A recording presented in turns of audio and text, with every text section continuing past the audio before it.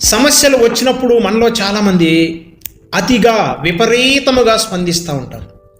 సమస్యలకు విపరీతముగా స్పందించడం నువ్వు అలవాటు పడితే ప్రతి సమస్య కూడా నీకు భారంగా అనిపిస్తుంది. సమస్య భారం తగ్గించాలంటే అతిగా స్పందించడం ఆపివేయాలి. మనందరికీ సమస్యలు ఉన్నాయి. ఎవరికి సమస్యలు లేవు? అందరికీ సమస్యలు ఉన్నాయి. అయితే మనం సమస్యలకు విపరీతంగా స్పందించడం ఆపివేయాలి. అలా ఆపివేస్తే సమస్య యొక్క తీవ్రత దానంతట అదే తగ్గిపోతూ ఉంటుంది. సముద్రంలో ఉన్న అల విపరీతమైన స్పీడ్తో వచ్చి అలా మన పాదాన్ని తాకిద్ది. అది ఎలా వస్తుందో మళ్ళీ అలాగే వెళ్ళిపోయింది. గోడకు కొట్టిన బంతి ఏ స్పీడ్తో నువ్వు గోడకు కొడతావో యాజ్ యూజువల్గా మళ్ళీ అది అలాగే వెనక్కి వస్తుంది. మనకొచ్చే సమస్యలు కష్టాలు కూడా అలానే ఉంటాయి. అది ఎంత తీవ్రమైన పరిస్థితిని తీసుకొని నీ మీదకు వస్తుందో అదే విధంగా ఎండాకాలం తర్వాత వానాకాలం వచ్చినట్లుగా అలా వెనక్కి వెళ్ళిపోయింది. ఇప్పుడు మనకు ఎండాకాలం వచ్చేసిందండి. ఎండాకాలం ఏ స్పీడ్తో విపరీతమైన ఎండలతో వచ్చిందో ముగింపు వరకు ఎలా ఉంటుంది? వర్షముతో దాన్ని ముగించేస్తుంది. మన జీవితంలో వచ్చే ప్రతి శ్రమ, ప్రతి కష్టం ఇవన్నీ కూడా ఆశీర్వాదాలతోనే ముగించబడతాయి. 3.5 సంవత్సరాలు ఇశ్రాయేలు దేశం మీద విపరీతమైన కరువు, విపరీతమైన శ్రమ వచ్చింది. ఏలియా ప్రార్థన చేస్తే దాని ముగింపు ఎలానో తెలుసా? చూడండి, అరచేయంత మేఘం విస్తారమైన వర్షాన్ని కురిపించినట్లుగా ప్రతి కరువు దాని వెనక విస్తారమైన ఆశీర్వాదాలు ఉంటాయన్న సంగతిని మర్చిపోవద్దు. మనకొచ్చే కష్టాలు, సమస్యలు, అవమానాలు లేదా మనకొచ్చే శ్రమలన్నీ కూడా ఎలా ఉంటాయంటే కాలాలు, ఋతువులు మారినట్లుగా మన జీవితంలో వచ్చే ప్రతి సమస్య, ప్రతి కష్టం కూడా అలా మారిపోతూ ఉంటాయి. సుఖము కానీ, దుఃఖము కానీ, సమస్యలు కానీ, సంతోషం కానీ ఇవేవి కూడా మానవుని జీవితంలో స్థిరంగా ఉండవు. ఎండాకాలం నువ్వు పిలవకపోయినా వస్తుంది. తర్వాత వర్షాకాలం దానంతరకు అదే వస్తుంది. నువ్వు పిలిచినా పిలవకపోయినా వస్తుంది. వర్షాకాలం తర్వాత నువ్వు పిలవకపోయినా శీతాకాలం వద్దన్నా వస్తుంది. అవి వాటి కాల ఋతువుల ప్రకారం అవి వస్తాయి. అలా అవి వచ్చి పర్మనెంట్గా ఉంటాయా అంటే ఏ ఒక్క ఋతువు కానీ, ఏ ఒక్క కాలం కానీ పర్మనెంట్గా ఉండదు. వాటి పరిస్థితులను బట్టి అవి మారిపోతూ ఉంటాయి. ఈ భూమి మీద నరులకొచ్చే ప్రతి సమస్య కూడా అలాంటిదే. ప్రకృతిలో ఉండే ఋతువులు, కాలాలు మారిపోయినట్లుగా నరుడికి వచ్చే కష్టాలు శాశ్వతంగా ఉండవు. అవి కూడా మారిపోతూ ఉంటాయి. సమస్య వచ్చినప్పుడు దానికి మనం ఇచ్చే విపరీతమైన స్పందన అది మనకు భారంగా, బరువుగా, శ్రమగా అనిపిస్తుంది. అందుకే మనలో చాలామంది కృంగిపోతూ ఉన్నారు. అలా కృంగిపోయి 30 ఏళ్లకే 60 ఏళ్ల వ్యక్తిగా కనిపిస్తూ ఉన్నారు. 40 ఏళ్లకే 85 ఏళ్ల వయసున్న వృద్ధుల్లాగా మారిపోతూ ఉన్నారు. చింత ఏం చేస్తుంది? బ్రతికుండగానే మనిషిని చంపేస్తుంది, చిదిమేస్తుంది. నిండు యవ్వన కాలంలో నీకు శ్రమ వచ్చిందా? కృంగిపోకూడదు. నడి వయసులో వచ్చినా కృంగిపోకూడదు. అసలు నీకు ఏ వయసులో కష్టాలు వచ్చినా, సమస్యలు వచ్చినా వాటికి విపరీతముగా స్పందించడం ఆపివేస్తే నువ్వు గుర్తుపెట్టుకో, నీ శ్రమ నీకు శ్రమగా తోచదు, నీ కష్టం నీకు కష్టంగా తోచదు. కాబట్టి సమస్యను చూసి మనం విపరీతంగా స్పందించకూడదు. సమస్యను చూచి విపరీతంగా స్పందించడం ఆపివేస్తే అది నీకు మేలు చేస్తుంది. శ్రమ మేలుకే. అందుకే భక్తుడే ఉన్నాడు, శ్రమ కలుగుట నాకు మేలు. శ్రమ అంటే ఏంటి? కష్టాలు, వ్యాధులు, బాధలు ఇవన్నీ యోబు గారికి వచ్చేసినాయి. అన్నీ పోగొట్టుకొని శ్రమ, నింద, అవమానం, రోగాలు, వ్యాధులు, బాధలు, చివరికి బూడిదలో కూర్చొని చిల్లపెంకుతో గీక్కున్నాడు. ఇది శ్రమ అంటే. యోబు గారికి వచ్చిన శ్రమలతో పోల్చుకుంటే, కష్టాలతో పోల్చుకుంటే మనకు వచ్చిన శ్రమలు, నిందలు, అవమానాలు అసలు కానే కావు. కాబట్టి గుర్తుపెట్టుకోవాలి. కాలేబు గారు అంటారు, యెహోషువ గారు, దేశమును వేగు చూచుటకు మోషే గారు నన్ను పంపినప్పుడు నేను 40 ఏండ్ల వాడను, నా వయసు 40 ఏళ్ళు. ఎవరికి భయపడక నేను చూచినది చూచినట్టే అతనికి వర్తమానం ఇచ్చి తిని, ఇదిగో జాగ్రత్తగా నేను ఇప్పుడు 85 ఏండ్ల ఈడు గలవాడను. మోషే నన్ను పంపించినప్పుడు నాకెంత బలం ఉండేదో నేటి వరకు కూడండి నాకు అంతే బలం ఉంది యెహోషువ గారు. నా పనులు నేను చేసుకొనుట మాత్రమే కాకుండా యుద్ధము కూడా చేయగలను. యవ్వన కాలంలో కాలేబు గారికి ఎటువంటి విశ్వాస సంబంధమైన ఉత్తేజం ఉండేదో అదే విశ్వాస ఉత్తేజం 85 ఏండ్లప్పుడు కూడా వృద్ధాప్యంలో కూడా కాలేబు గారికి ఉన్నది. యెహోషువ గ్రంథము 14వ అధ్యాయం 7వ వచనము, యెహోషువ గ్రంథము 14వ అధ్యాయం 10-11 వచనాలు మనం చూస్తే ఆ వృద్ధాప్యంలో కూడా అంటున్నాడు, శ్రమకు భయపడను, కష్టాలకు భయపడను, వ్యాధులకు భయపడను. కాలంలో ఎటువంటి పోరాటాలు పోరాడాడో, విశ్వాస సంబంధమైన పోరాటాలు ఎటువంటివి పోరాడాడో 85 ఏండ్ల వృద్ధాప్యంలో కూడా అంటున్నాడు, ఆ పోరాటాన్ని ఇప్పుడు కూడా నేను పోరాడగలను. మోషే ఎదుట ఉన్నప్పుడు, మోషే ఎదుట అతడు 45 సంవత్సరాల వయసులో సాక్ష్యం పలికాడు, మనం జయించగలం మోషే గారు అని అన్నాడు. ఇప్పుడు అదే సాక్ష్యాన్ని యెహోషువ గారి ఎదుటికి వచ్చి అంటున్నాడు, యెహోషువ ఆ రోజు ఉన్న బలమే ఈరోజు నాకుంది. మోషే ఎదుట నేను పలికినప్పుడు నాకు 40 సంవత్సరాలు, ఇప్పుడు నీ ఎదుట ఈ సాక్ష్యం పలుకుతున్నాను, ఇప్పుడు నాకు 85 సంవత్సరాలు. 45 సంవత్సరాల కాల వ్యవధిలో కూడా తన విశ్వాసాన్ని కోల్పోలేదు. అనేకమైన యుద్ధాల్లో పార్టిసిపేట్ చేశాడు. ఇశ్రాయేలును ముందుండి నడిపించాడు. యెహోషువ తర్వాత నాయకుడు కాలేబే. వారు ఐగుప్తు నుండి బయలుదేరుతున్నప్పుడు యెహోషువ మరియు కాలేబుల వయసు సుమారుగా 20 సంవత్సరాలు. 20 సంవత్సరాల యవ్వనస్తులు చూడండి, వారి ప్రయాణంలో 40 సంవత్సరాలు ప్రయాణం చేసి వచ్చారు. ఇప్పుడు కాలేబు గారు అంటున్నాడు, నాకు 85 సంవత్సరాలండి, 40 సంవత్సరాలు ప్రయాణం, మరి కొన్ని సంవత్సరాలు యుద్ధం. అయినా కాలేబులో విశ్వాసం తగ్గల. కాలేబు తన ఎదుట ఉన్న ప్రతి కష్టాన్ని కూడా ఇష్టంగా ఎదుర్కొన్నాడు. వాటికి స్పందించడం మానేశాడు, స్పందించలేదు, విపరీతంగా స్పందించలేదు, విశ్వాసముతో గెలిచాడు. యవ్వన కాలంలో ఎటువంటి విశ్వాసం ఉందో వృద్ధాప్యంలో కూడా అదే విశ్వాసం. క్రైస్తవ భక్తి జీవితం అంటే చివరి వరకు విశ్వాసముతో ఉండటమే, విశ్వాసముతో జయించటమే. అపోస్తులైన యోహాను గారు అంటారు, లోకమును జయించిన విజయం మన విశ్వాసమే. మనకు విశ్వాసం ఉంటేనండి ఏ వయసులో అయినా విజయం మన ఖాతాలో పడుతూనే ఉంటుంది. విశ్వాసం లేకుండా నువ్వు విజయాన్ని చూడలేవు, విశ్వాసం లేకుండా నువ్వు భక్తి చేయలేవు, విశ్వాసం లేకపోతే నువ్వు ఉపవాసం ఉండలేవు, విశ్వాసం లేకపోతే సర్వాంగ కవచాలు ధరించుకోలేవు. సమస్యలను చూసి పారిపోతావు. వామ్మో ఈ సమస్యలు ఏంట్రా బాబు. మొన్న ఒక అతను మెసేజ్ పెట్టాడు. ఏమని పెట్టాడంటే, బాబు మరి ఇన్ని సమస్యలా అండి క్రైస్తవంలోకి వస్తే అన్నాడు. ఓరి నాయన, లోకంలో ఉన్న వారికంటే నీకు ఎక్కువ సమస్యలేమి లేవు, కష్టాలేమి లేవు, నువ్వు అలా స్పందిస్తున్నావు. నీ స్పందన ఎంత విపరీతంగా ఉంటుందో నీ సమస్య కూడా అంత విపరీతంగా పెరుగుతూ ఉంటుంది. నువ్వు కళ్ళెదుట దేవుణ్ణి పెట్టుకుంటే అసలు నీకు శ్రమగా తోచదు. సరే కాలేబు వెళ్ళు, స్వాధీనపరచుకోపో అన్నాడు యెహోషువ. కాలేబు వెళ్ళాడు. తనకంటే బలమైన అనాకీయులను, బహు ఎత్తరైన ప్రజలను, రాక్షస సంతతిని జయించి హెబ్రోనుని స్వాధీనం చేసుకున్నాడు. గుర్తుపెట్టుకో, నీ జీవితంలో ఎప్పుడైనా సరే శ్రమ వచ్చినప్పుడు విపరీతముగా స్పందించడం ఆపేసి, కష్టాలు వచ్చినప్పుడు, సమస్యలు వచ్చినప్పుడు విపరీతంగా స్పందించడం ఆపేసి, నేను జయించగలను అని నువ్వు ఒక్కడుగు ముందుకై నువ్వు విశ్వాసంతో వేసే నీ అడుగే నీకు మొట్టమొదటి విజయాన్ని నీ ఖాతాలో వేస్తుంది. కాలేబు ఒక్కడు అనేకీయులు, బహు ఎత్తైన ప్రజలు, రాక్షస సంతతి, 3 రాజులను, అక్కడున్న 3 నాయకులను జయించి హెబ్రోనుని స్వాధీనం చేసుకున్నాడు. హెబ్రోను ఎత్తైన పట్టణం. నువ్వు నీ జీవితంలో ఉన్నతమైన స్థితికి వెళ్ళాలి అంటే నీ ఎదురుగా ఉన్న సమస్యలను నువ్వు ఎదుర్కోవాలి. ఎదుర్కోవటం మాత్రం కాదు, దాన్ని లొంగ తీసుకోవాలి. వాటికి విపరీతంగా స్పందించి కృంగిపోకూడదు, చింతలోకి వెళ్ళిపోకూడదు. యేసు నామములో మనం కూడా సమస్యలన్నింటినీ జయించి కాలేబు వలె ఉన్నతమైన స్థితిలోకి మనందరం కూడా చేరుదుముగాక, హెబ్రోనుని స్వాధీనం చేసుకునుదుముగాక.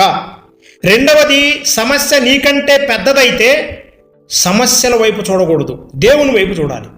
నిజమే, మనకు శక్తి చాలదు, బలం చాలదు. మనం మాంస సంబంధమైన వ్యక్తులము. మన గుర్రాల వలన, రథాల వలన, మన యొక్క బలం వలన, గుర్రం యొక్క కాలి నర బలం వలన మన విజయాన్ని సాధించలేం. అది బైబిల్ చెప్తుంది. గుర్తుపెట్టుకో, దేవుడు నిన్ను పుట్టించింది జయించడానికే, నిన్ను ఓడిపోగొట్టడానికి కాదు అన్న సత్యాన్ని నువ్వు గుర్తుపెట్టుకోవాలి. చేతకాని వాడిగా, చేతకాని దానిగా నిన్ను ఇలాగే అలాంటి స్థితిలోనే, శ్రమల్లోనే, కష్టాల్లోనే ఉంచాలన్నది ఆయన ఉద్దేశం కాదు. నీకు శ్రమ, కష్టం ఎందుకు ఇచ్చాడు? సమస్యలను ఎదుట ఎందుకు పెట్టాడంటే నువ్వు జయించాలి అని. ఆయన మనకు జయించిన జయశాలి ఆత్మను నీకు సంచకరువుగా ఇచ్చాడు. అందుకే నువ్వు జయశాలి వైపు చూడాలి తప్ప మనకంటే ముందు జయించిన జయశాలి వైపు చూడాలి. సమస్య వచ్చినప్పుడు సమస్య వైపు చూడకూడదు. సమస్య వైపు కాక సమస్యలను కూడా జయించే శక్తినిచ్చే దేవుని వైపు మనం చూడాలి. సమస్య జయించే శక్తి నీకు లేనప్పుడు, నీకు చేత కానప్పుడు సమస్యలను పరిష్కరించే దేవుని వైపు మాత్రమే మనం చూడాలి. ఎర్ర సముద్రం వంటి సమస్యల వైపు నువ్వు చూస్తే మునిగిపోతావు. దేవుని వైపు చూస్తే దేవుడు నిన్ను ఆరిన నేల మీద నడిపిస్తాడు. ఎత్తైన ఎరుకో కోటగోడల వంటి సమస్యల వైపు నువ్వు చూస్తే నీరు గారిపోతావు. కానీ దేవుని వైపు కనుక నువ్వు చూడగలిగితే కోటగోడలు పడిపోయి నేలమట్టమై నీ కాళ్ళ ముందు మోకరిల్లేలాగా చేస్తాడు. సింహాల వైపు నువ్వు చూస్తే బెంబేలెత్తిపోతావు, భయపడిపోతావు. కానీ దేవుని వైపు నువ్వు చూడగలిగితే సింహాల గుహలో కూడా సింహాల చేత దేవుడు ఉపవాస ప్రార్థన కూటాన్ని ఏర్పాటు చేస్తాడు. సింహాలన్నీ కూడా ఉపవాస కూటం ఏర్పాటు చేసుకున్నాయి. రాత్రంతా ఉపవాసం, విపరీతమైన ఆకలితో ఉన్న సింహాలట దానియేలును చూసినప్పుడు, ఓ నాయన, ఈయన ఎంత పెద్ద ప్రార్థనాపరుడు, ఈయన ఎన్ని ఉపవాసాలు చేశాడు, ఈయన దగ్గర కొన్నైనా మనం నేర్చుకుందామని దానియేలు గారు మాకు కొంచెం ఉపవాస ప్రార్థన నేర్పించండి అని అడిగాయంట. దానియేలు గారు ఆ రాత్రంతా వాళ్ళకి టీచ్ చేశాడు, ఇదిగో ఇలా ఉపవాసం ఉండాలి అని. ఉపవాస ప్రార్థన అయిపోయిన తర్వాత ఎలా ఉంటుందో తెలుసా? ఆవురావురని మీద పడిపోతామా ఆహార పదార్థాల మీద? అంతేనండి. దానియేలు గారు ఎప్పుడైతే ఉపవాస ప్రార్థన గురించి చెప్పి ఉపవాస ప్రార్థన ముగింపులో ఎలా ఉండాలో చెప్పేసి వెళ్ళిపోయాడు. పైకి లాగేశారు ఆయన్ని. ఇక ఆయన మీద ద్రోహం చేసిన వాళ్ళు అందరూ ఉన్నారు కదా, వాళ్ళందరూ గుంపుగా లోపల దోసేసరికి ఇక ఉపవాస ప్రార్థన అయిపోయిన తర్వాత మనోళ్ళ పరిస్థితి ఏ విధంగా అయితే బిర్యానీల మీద, ఆహార పదార్థాల మీద పడి ఎగబడి తింటారో అంతేనండి. ఉపవాస ప్రార్థన ముగించగానే ఆహార పదార్థాలు పడినట్టుగా వాళ్ళు ఒక్కొక్కడు పడుతుంటే ఎగిరెగిరి పడి వాళ్ళ మీద పడి తిన్నాయంట. గుర్తుపెట్టుకో ప్రియ సహోదరి సహోదరుడా, సమస్యల్లో నువ్వు ఉన్నప్పుడు, నీకు చేతగానప్పుడు, నేను జయించలేను అని అన్నప్పుడు నువ్వేం చేయాలి తెలుసా? వెంటనే ప్రభు చేతికి అప్పచెప్పాలి. నా చేత కాదు ప్రభువా, నువ్వే చూసుకో అని చెప్పాలి. ఒకడు పరుగు పరుగున వచ్చి, రాజుగారు, మన దేశం చుట్టూ కూడా 1,85,000 మంది సైన్యంతో రబ్షాకే ముట్టడి వేశాడు. వాడు విస్తారంగా ఉన్నారండి. వాళ్ళని చూస్తే అసలు నేను నిలబడలేకపోయానండి, అంత భయం వేసిందండి. అంటే ఎవర్రా వాళ్ళంటే వాళ్ళు అశూరియులు అని చెప్పాడు. ఈ విషయం దేశం మొత్తం తెలిసిపోయింది. ఇప్పుడు ప్రజలందరూ కూడా, ప్రజలు, నాయకులు, ఆ రాజ్యంలో పనిచేస్తున్న ఆఫీసర్లందరూ చూస్తున్నాడు ఇప్పుడు రాజుగారు ఏం చేస్తారు. దేశం చుట్టూ కూడా అశూరియుల సైన్యం వచ్చి ముట్టడి వేసింది. ఒక ఉత్తరం రాసి పంపించాడు. ఇప్పుడు రాజుగారి స్పందన ఎలా ఉంటుంది? సమస్య వచ్చింది. రాజుగారి సైన్యం చూస్తే చిన్నది. మొత్తం యోధా దేశం వచ్చేసి మొత్తం తెలంగాణ రాష్ట్రం అంత ఉండదు, లేదా ఆంధ్రప్రదేశ్ రాష్ట్రం అంతా కూడా ఉండదు. అంత చిన్న రాజ్యం. ఈ చిన్న రాజ్యం మీదకి అశూరియులు బలమైన వారు కూడా ఒక రకం చెప్పాలంటే రాక్షసులు. దేశం మీద పడితే దేశాన్ని పిండి చేసేస్తారు. ప్రత్యర్థులు మన మీద యుద్ధానికి వచ్చినప్పుడు మనం ఏం చేస్తాం? మన సైన్యాన్ని కూడా సిద్ధపరచుకుంటాం. అయితే ఇప్పుడు రాజుగారు ఏం చేస్తాడని ప్రజలందరూ ఎదురు చూస్తున్నారు. రాజుగారు ఎప్పుడు బయటకు వస్తాడా అని అందరు కనిపెట్టుకుని ఉన్నారు.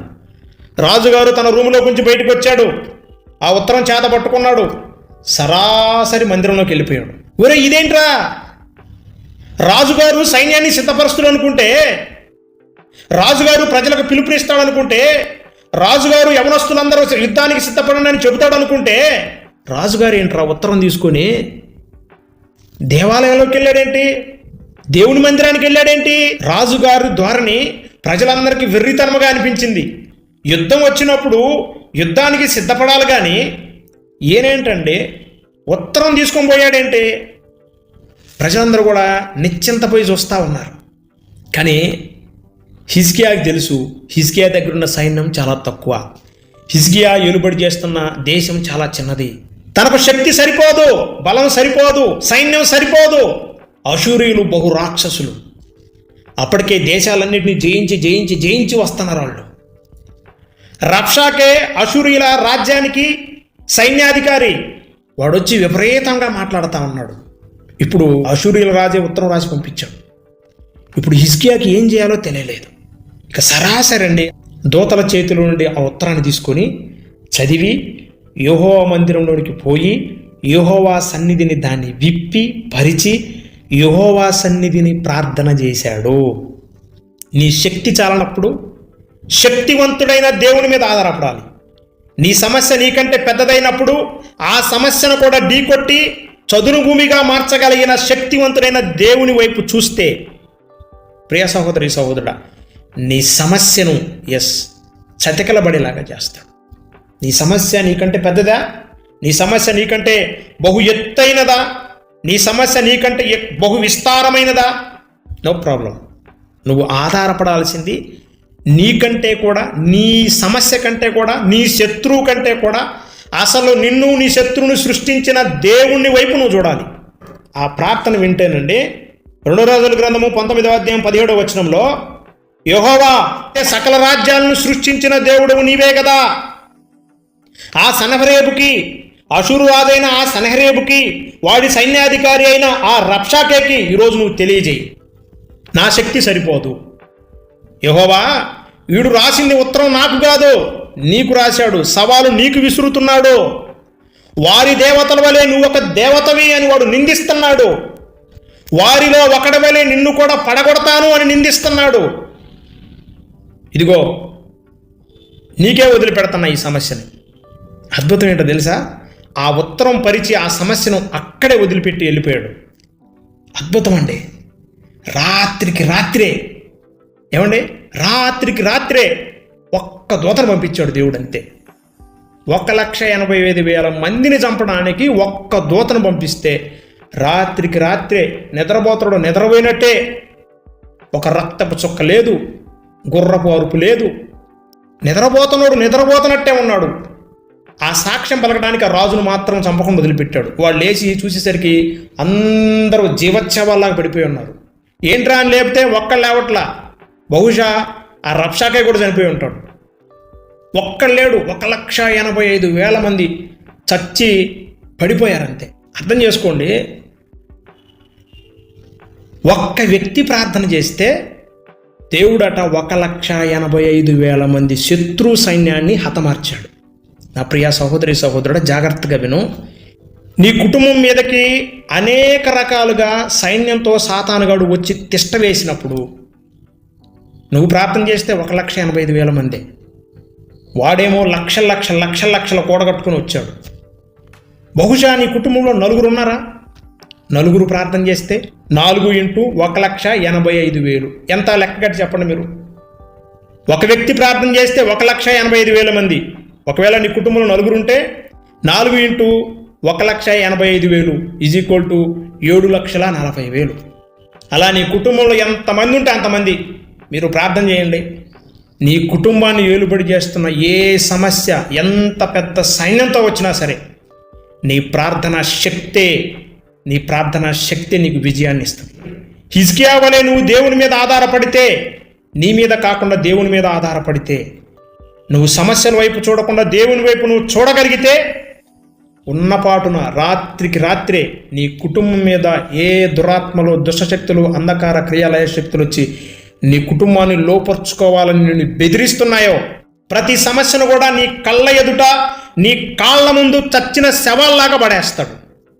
అందుకే నీవు నీ మీద కాకుండా దేవుని మీద ఆధారపడి విజయాన్ని పొందుకొందువుగాక. 3వది, సమస్యను మనం ఎప్పుడు కూడా తీసివేయమని అడగకూడదు. మనలో చాలామంది చేసే పని అదే. గెలవడానికి శక్తి నువ్వు ప్రభువా అని అడగాలి. ఇది అప్పుల సమస్య, ఆర్థిక సమస్య, కుటుంబ సమస్య, కోర్టు సమస్య, ఏదైనా సరే తీసివేయి కాదు. గెలవాలి అని అడుగు. గెలవటానికి అడుగు, నా ప్రభువు గెలిపిస్తాడు. ఓడిపోవడానికి అడక్కో, సంధి చేసుకోవడానికి అడక్కో. ఎప్పుడైనా సరే నువ్వు గెలవటానికే అడగాలి. నేను గెలవాలి ఈ కోర్టు కేసులో, నేను గెలవాలి ఈ సమస్య మీద, నేను గెలవాలి ఈ అప్పుల మీద. ఇలా ప్రార్థన చేయి. గొల్యాతు హైట్ అట 6 మూరల జానెడు. వాడు హైట్ ఎంత? 6 మూరల జానెడు. దావీదు హైటు రాయబడిన మాట, దావీదు బాలుడని చూసి గొల్యాతు తృణీకరించాడంట. 16 నుండి 17 ఏళ్ల వయసు కుర్రోడు ఎంత హైట్ ఉంటాడు? సుమారుగా 5 లేదా 5+ ఉంటాడు, అంతే కదా. బహుశా 5 ఫీట్స్ ఉంటాడు దావీదు. ఇప్పుడు దావీదు ఎవరి మీదకి వెళ్తున్నాడు తెలుసా? తన ఎదురుగా ఉన్న కొండ లాంటి సమస్య మీదకి వెళ్తున్నాడు. దావీదు సమస్యను తీసివేయమనలేదు. లోకంలో ఉన్న ప్రజలైతే బలమైన సమస్యను చూసి పారిపోతారు. చివరికి సౌలు రాజు పారిపోయాడు. సౌలు రాజు బహు ఎత్తరి అంట, ఆయన కూడా పారిపోయాడు. తర్వాత సైన్యం కూడా పారిపోయి దాక్కుంది. లోకంలో ఉన్న ప్రజలు సౌలు రాజు వలె, ఆనాటి ఇశ్రాయేలు వలె పారిపోయి గుడారాలో దాక్కుంటారు. సమస్యను చూసి వారు పారిపోతారండి. క్రైస్తవుడు అలా కాదు. దావీదు వలె ఎదుర్కోవడానికి ముందుకు వెళ్తాడు. దావీదు పసిబాలుడు, హైట్ తక్కువ, వయసు తక్కువ, కానీ ఆత్మీయత ఎక్కువ, విశ్వాసం ఎక్కువ. మనం హైట్ ఉన్నామని, అందంగా ఉన్నామని, బలిష్ఠులమని దీన్ని బట్టి నీకు విజయం రాదు. గుర్తుపెట్టుకో, నీ విశ్వాస పరిమాణాన్ని బట్టి నీకు విజయం వస్తుంది.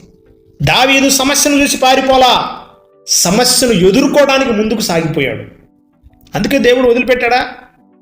విజయాన్ని తన ఖాతాలో వేశాడు. ఎప్పుడు కూడా సహోదరి సహోదరుడా, సమస్యను తీసివేయమని కాదు, సమస్యను గెలవడానికి నాకు శక్తినివ్వయ్యా అని అనాలి. రా, నీ ప్రతాపం ఎంతో నా ప్రతాపం ఎంతో చూసుకుందాం రా అని సమస్యను అనాలండోయ్. నీ ప్రార్థనా గదిలో సమస్యను ఎదుర్కోవాలి నువ్వు, అంతేగాని వీధిలోకి వెళ్ళి తొడగొట్టి రా నీ ప్రతాపం ఎంత నా ప్రతాపం ఎంత అనకూడదు. నువ్వు ప్రార్థనా గదిలోకి వెళ్ళి అక్కడ ఏ ప్రార్థన చేయి, ఆ ప్రార్థనను బట్టి నీ శత్రువు నీ కాళ్ళ మీద పడేలాగా చేస్తాడు దేవుడు. అంతేగాని నడివీధిలోకి వెళ్ళి తొడగొట్టి మిసం తిప్పి నీ ప్రతాపం ఎంత నా ప్రతాపం ఎంత చూసుకున్నావు రా అని అన్నావంటే అయిపోయింది, నీ క్రైస్తవమే ముగిసిపోయింది. అంతే, నీ విశ్వాసం కూడా అక్కడే ముగిసిపోయింది. ఆత్మీయంగా చెప్పాలి అంటే నీ ప్రార్థన గది ఒక యుద్ధ భూమిలా ఉండాలి. మోకాళ్ళేసి ప్రభువా, ఈ సమస్య నన్ను కృంగదీస్తుంది గొల్యాతు వలె, ఈ సమస్య గొల్యాతు వలె నన్ను నీరుగారేలాగా చేస్తుంది, ఈ సమస్య గొల్యాతు భయపెట్టినట్లుగా నన్ను కొన్ని రోజులుగా భయపెడుతుంది. ఇదిగో ప్రభువా, ఈ సమస్య తీసివేయొద్దు, నాకు జయించడానికి శక్తినివ్వు అన్నాడు. గొల్యాతు అంటాడు, దావీదు చేతిలో ఉన్న కర్రను చూసి నేనేమన్నా కుక్కను అనుకుంటున్నావా, నువ్వు నా మీదకి వస్తున్నావు, ఈరోజు నిన్ను ఆకాశ పక్షులకు ఆహారంగా ఇస్తా, మృగములకు నిన్ను బహుమతిగా ఇస్తానని శపిస్తా ఉన్నాడు. 45వ వచనంలో దావీదు అంటాడు, నీవు కత్తియు ఈటెయు బల్యమును ధరించుకొని నా మీదకు వచ్చుచున్నావు, అయినా నేను భయపడను. అయితే నీవు తిరస్కరించిన ఇశ్రాయేలు సైన్యములకు అధిపతియగు యెహోవా పేరిట నేను నీ మీదికి వచ్చుచున్నాను. దావీదు ధైర్యం ఎవరండి? దావీదు ధైర్యము సైన్యములకు అధిపతియగు యెహోవా. ఒక సైన్యం కాదు, సైన్యములకు అధిపతియగు యెహోవా. ఆయన దగ్గర ఒక్క సైన్యం లేదండి, కొన్ని కోట్ల సైన్యాలు ఉన్నాయి. ఆ సైన్యములకు అధిపతి యెహోవా. ఆయన పేరిట దావీదు వెళ్ళాడు.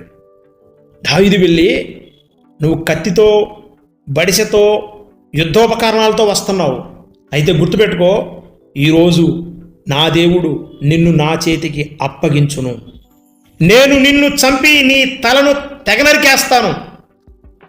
ఇశ్రాయేల్లో దేవుడు ఉన్నాడని ఈరోజు మా ప్రజలే కాదు మీ ప్రజలు కూడా తెలుసుకుంటారు. అయితే నువ్వు అంటున్నావు నన్ను చంపి ఆకాశ పక్షులకి వేస్తానంటున్నావు. గుర్తుపెట్టుకో, నీవు నీ ప్రజలు ఆకాశ పక్షులకు ఈరోజు ఆహారం అవుతారు. నువ్వు నన్నొక్కనే అంటున్నావు, నేను నిన్ను నీ ప్రజలను చంపి ఆకాశ పక్షులకు ఆహారంగాను మృగములకు వాటిని బహుమతులుగా ఇస్తాను అని చెప్పండి. వాడికి ఎదురుగా పోయండి. శత్రువేమో దావీదు చేతిలో ఉన్న కర్రను చూస్తున్నాడు, దావీదేమో తన సంచిలో ఉన్న రాయిని ఒడిసెను తీసి ఒక్కటి నుదుటి మీద కొడితే వాడట ఎనిక్కి పడకుండా ముందుకు బోర్లగా పడ్డాడంట. ఎక్కడ పడాలి వాడు? వెనక్కిపడాలి. ముందుకు పడ్డాడు. దేవుడే వాడి వెనక ఉండి, గొల్యాతు వెనక ఉండి వాడిని ముందుకు నెట్టాడు. అప్పుడు పరుగు పరుగున బాలుడైన దావీదు వెళ్ళి వాడి వరలో నుండి వాడి కత్తినే తీసి వాడిని తెగ నరికాడు. మనం ఎప్పుడు కూడా దావీదు వలె సమస్యను ఎదుర్కోవడానికి ముందుకు వెళితే మన పక్షమునున్న సైన్యములకు అధిపతి యెహోవా ఏం చేస్తాడు తెలుసా? మన సమస్యను మన కాళ్ళ ముందు పడేస్తాడు. నువ్వు ఎదుర్కోవడానికి వెళ్ళినంతే. గొల్యాతు దావీదు కాళ్ళ ముందు పడినట్లుగా దేవుడు నీ సమస్యను నీ కాళ్ళ ముందు పడేస్తాడు. ఇప్పుడు నువ్వేం చేయాలి తెలుసా? దావీదు గొల్యాతు తలను తెగనరికినట్టుగా నువ్వు కూడా నీ సమస్యను ఓడించి తెగనరకాలి. నీ జీవితంలో వచ్చే ప్రతి సమస్యను, దాని తలను తెగనరికి దావీదు వలె యెరూషలేముకు విజయోత్సవ ర్యాలీతో వెళ్ళాలండి. అర్థమవుతున్నాయా? దావీదు ఆ ఫిలిష్తీయుడి యొక్క తలను తెగనరికి వాడి తల తీసుకొని యెరూషలేముకు వచ్చాడంట. నువ్వు జయించడానికి ఒక్క అడుగు ముందుకు వేస్తే నా ప్రభువు నీకు విజయాన్ని ఇస్తాడు. అయితే ఈ భౌతికమైన భూభాగానికి సంబంధించిన యెరూషలేముకు కాదు, కానీ మన నూతన యెరూషలేము పరలోకంలో ఉంది. ఆ పరలోక పట్టణానికి నువ్వు వెళ్ళాలి. నీ జీవితంలో సాతాను తీసుకొచ్చే లేదా సాతాను సృష్టించే ప్రతి సమస్యను కూడా దావీదు ఎదురుగా ఉన్న గొల్యాతును తెగనరికినట్లుగా నీ జీవితంలో ఉండే లేదా నీ జీవితంలోకి వచ్చే ప్రతి సమస్యను కూడా తెగనరకాలి. తెగనరికి ఆ సమస్య తలను పట్టుకుని ఎక్కడికి వెళ్ళాలి తెలుసా? దావీదు యెరూషలేముకు వెళ్ళినట్టుగా మనము పరలోకంలో ఉన్న నూతన యెరూషలేముకు వెళ్ళాలి. నీ జీవితంలో సమస్యలు సృష్టిస్తున్న ప్రతి సాతానును కూడా, సాతానును తలను తెగనరికి విజయోత్సవంతో విజయోత్సవ ర్యాలీని నిర్వహిస్తూ నూతన యెరూషలేముకు వెళ్ళాలి. ప్రభువారు చెప్పాడు కదా, ప్రకటన గ్రంథం 3:21 నేను జయించి నా తండ్రితో కూడా ఆయన సింహాసనమందు కూర్చుండి ఉన్న ప్రకారము జయించు వాణిని నాతో కూడా నా సింహాసనం మీద కూర్చుండనిత్తును. దేవుని సింహాసనం మీద నువ్వు కూర్చోవాలంటే ఈ లోకంలో సాతాను సృష్టించే ప్రతి సమస్యను తెగనరకాలి. తెగనరికి ఇక్కడ వదిలిపెట్టకూడదు. నేను జయించాను, ఇదిగో ప్రభువా ఆనవాలు అని చెప్పి ఆ సమస్య యొక్క తలను దావీదు యెరూషలేముకు తీసుకెళ్ళినట్టుగా మనం ఆ సమస్య యొక్క తలను నూతన యెరూషలేము పట్టణానికి తీసుకెళ్ళాలి. అక్కడ ఎవరుంటారు? మన దేవుడు జయించిన జయశాలి సింహాసనం మీద కూర్చొని ఉంటాడు. ఏమండి, నువ్వు జయించి ఆ యొక్క సమస్య తలను తీసుకొని వెళ్తుంటే నూతన యెరూషలేములోకి నువ్వు ప్రవేశించగానేనట దేవదూతలు, పరలోక సైన్య సమూహము తంబురలతోనూ సంబరాలతోనూ వాద్యములతోనూ పాటలు పాడుచు నాట్యమాడుచు నీకు ఎదుర్కోవడానికి వస్తారు నిన్ను. దావీదు జయించి ఆ తలను తీసుకుని వెళ్తుంటే ఎంతమంది వచ్చారు?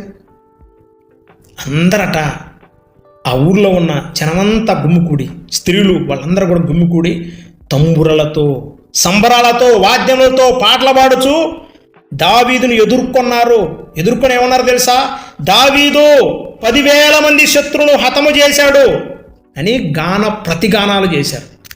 నువ్వు సమస్య యొక్క సాతాను యొక్క తలను పట్టుకొని నువ్వు నూతన యెరూషలేముకి వెళ్ళగానే నీకోసం వీళ్ళందరూ కూడా పాటలు పాడుతూ ఉంటారండి. దేవదూతలు తంబురలతో సంబరాలతో వాద్యములతో పాటలు పాడుచు నాట్యమాడుచు నీ పేరు పెట్టి ఉచ్చరిస్తూ ఇంతమంది సాతాను శక్తులను జయించిన వీరుడా రా, లోపలికి రా అంటారు. ఇంకో అద్భుతమైన విషయాన్ని చెప్పి నేను ముగిస్తా. ఏంటో తెలుసా? ప్రభు అయిన యేసుక్రీస్తు వారు కూడా గౌరవ సూచనగా లేచి నిలబడి నిన్ను స్వాగతిస్తాడు. అంత మాత్రమే కాదు, నిన్ను తన సింహాసనం మీద కూర్చోబెడతాడు. ఏమండి, ప్రభువారే లేస్తారండి. స్టెఫెనును రాళ్లతో కొట్టి చంపుతున్నప్పుడు స్టెఫెను ఆత్మవశుడై అపోస్తుల కార్యములు 7:56 ఉంటుంది. కొంతమంది భక్తులు యేసుక్రీస్తు ప్రభువారు తండ్రి కుడిపార్శ్వంలో కూర్చొని ఉండుట చూశారు. కానీ స్టెఫెన్ భక్తుడైతే చూడండి, ఆత్మవశుడై ప్రభువు నిలవబడి తనను స్వాగతిస్తున్నట్లుగా చూశాడు. స్టెఫెన్ వలె నువ్వు కూడా జయిస్తే ప్రియా సహోదరి సహోదరుడా, దావీదు వలె నువ్వు కూడా సమస్యలను కష్టాలను సృష్టిస్తున్న సాతానుని జయిస్తే వాటి తలను తెగనరికి నువ్వు పరలోకానికి నూతన యెరూషలేముకి వెళ్ళగలిగితే నిన్ను ప్రభువారే సింహాసనం మీద ఉండి లేచి నిలబడి గౌరవప్రదముగా నిన్ను పరలోకానికి స్వాగతిస్తాడు. స్వాగతించడం మాత్రమే కాదుండోయ్, నిన్ను ఆయన సింహాసనం మీద కూర్చోబెడతాడు, నీకు కిరీటం పెడతాడు, యుగాయుగాలు ఆయనతో కలిసి జీవించే కృపనిస్తాడు. అట్టి కృప భాగ్యము ప్రభు మీ అందరికీ దయచేయునుగాక. ఆ పరలోకంలో మనం కూడా స్థానాన్ని సంపాదించుకోవాలంటే మొదటిగా సాతానుగాడు మన జీవితంలో సృష్టించే ప్రతి సమస్యలకు విపరీతముగా స్పందించకూడదు, ఆ సమస్యలను బట్టి చింతించకూడదు. రెండవది, సమస్య నీకంటే పెద్దదైనప్పుడు సమస్యను నేలమట్టం చేయగలిగిన దేవుని వైపు చూడాలి. మూడవది, సమస్యను తీసివేయమని కాదు కానీ గెలవటానికి నాకు శక్తినివ్వు ప్రభువా అని అడగాలి. అలా నువ్వు అడగగలిగితే నా ప్రభు ఈ లోకం అంతటిని జయించి ఏ విధంగా అయితే తండ్రి సింహాసనం మీద కూర్చొని ఉన్నాడో నిన్ను కూడా జయించేలాగా, నీవు కూడా జయించి ప్రభు సింహాసనం మీద కూర్చునేటట్లుగా నా ప్రభు నీపైన కూడా తన కృపను వాత్సల్యాన్ని చూపుతాడు. అట్టి కృపా భాగ్యం దేవుడు మనందరికీ దయచేయునుగాక. ఆమేన్, ఆమేన్, ఆమేన్. నాతో కలిసి ప్రార్థించండి.